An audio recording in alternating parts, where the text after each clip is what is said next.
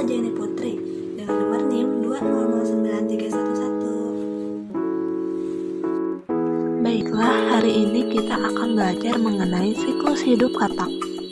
Katak merupakan hewan spesial yang memiliki banyak kelebihan untuk bertahan hidup.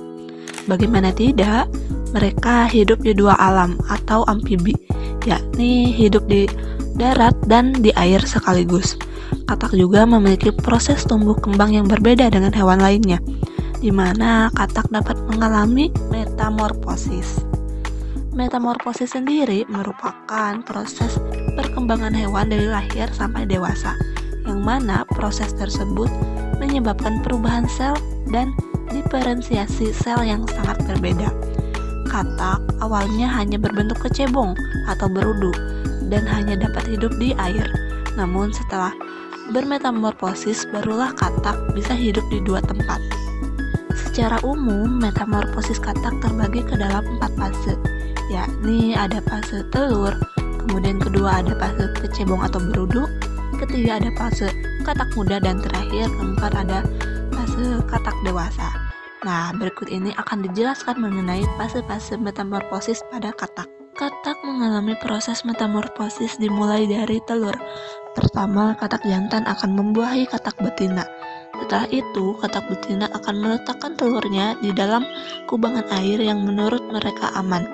Telur katak bentuknya seperti jeli atau mungkin lebih mirip dengan biji buah selasih. Telur katak mengalami perubahan secara mandiri tanpa harus ditunggu induknya. Fase telur berjalan sampai kurang lebih 3 mingguan. Satu katak betina bisa bertelur hingga 20.000 dengan 3 kali reproduksi. Telur-telur tadi setelah menetas maka akan menjadi kecebong atau berudu. Nah, kecebong atau berudu ini akan memakan cangkangnya sendiri dan fase ini akan berjalan selama 5 minggu hingga kecebong-kecebong tersebut menjadi katak muda.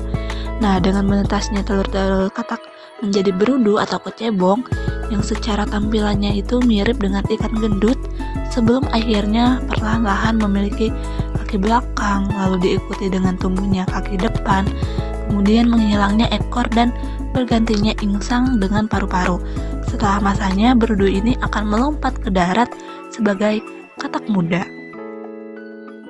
Setelah 5 minggu, kecebong-kecebong tadi tumbuh menjadi katak muda. Kemudian tidak butuh waktu yang lama, dalam waktu 3 minggu, katak muda akan berubah menjadi katak dewasa. Nah, perubahan dari katak muda ke katak dewasa ditandai dengan terbentuknya paru-paru untuk dia bernapas di daratan.